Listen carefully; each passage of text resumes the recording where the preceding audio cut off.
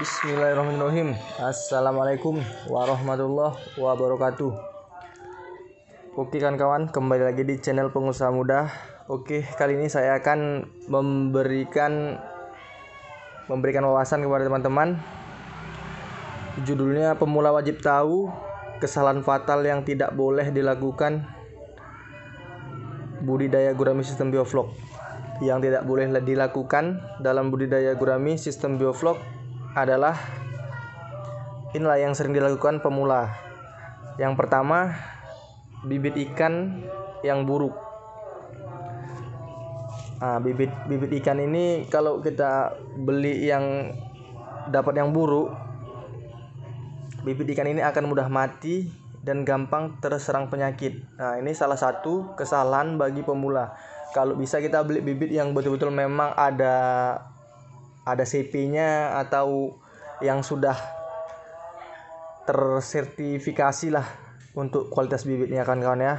Oke, yang pertama di bibit kesalahan pemula. Yang kedua, persiapan kolam yang kurang maksimal.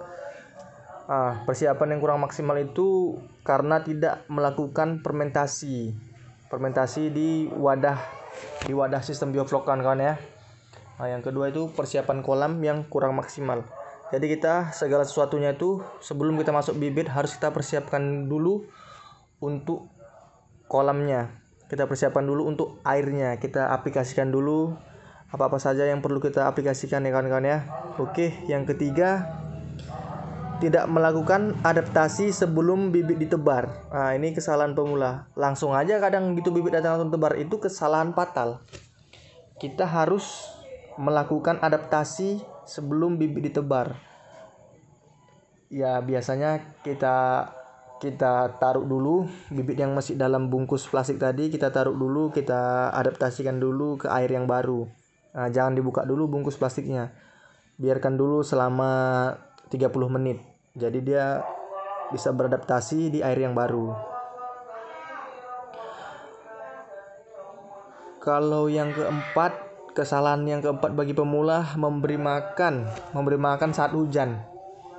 Ini saya rasa kalau kita memberi makan saat hujan sangat berbahaya ya kawan-kawan ya. Karena ikan pada saat hujan, ikan itu beradaptasi dengan air yang baru. Dia itu untuk beradaptasi itu seperti apa ya? Kalau kita berikan makan, ikan itu akan stres. Kira-kira seperti itulah, dia akan stres.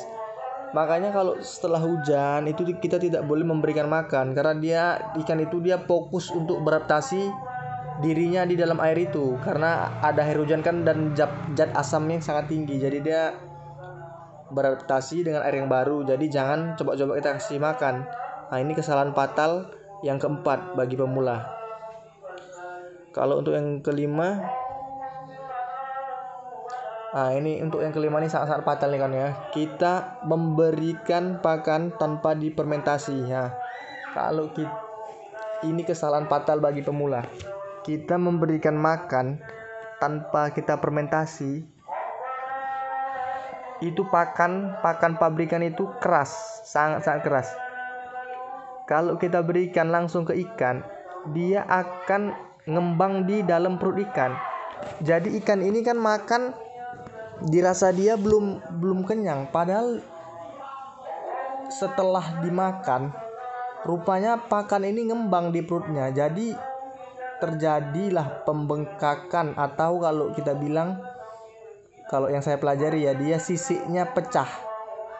Pecah sisik perutnya itu pecah, jadi ikannya mati. Ini kesalahan fatal bagi pemula. Jadi jangan coba-coba memberikan pakan tanpa difermentasi, karena sangat-sangat tidak disarankan. Sangat-sangat berbahaya bagi ikan ya kawan-kawan ya. Fermentasi ini pun kita sangat penting karena kita meningkatkan protein pada pakan. Seperti kita berikan Kalau di video saya berikan, saya pakai probiotik E4 dan molase. Nah, itu sangat bagus ya kan kawan ya, karena kan sistem bioflok ini kan harus kita dari tai-nya saja pun harus bisa kita olah langsung menjadi sumber makanan ikan itu tadi ya kan. Jadi budidaya sistem bioflok ini sebenarnya tidak sulit kalau kita mempelajarinya dengan bersungguh-sungguh. Nah, jadi ini saya lagi memberikan makan ikan saya. Ini pakannya udah jelas saya bibis ya kawan-kawan ya. Makanya ikan saya ini sehat-sehat semua, tidak ada angka kematian, semuanya sehat-sehat.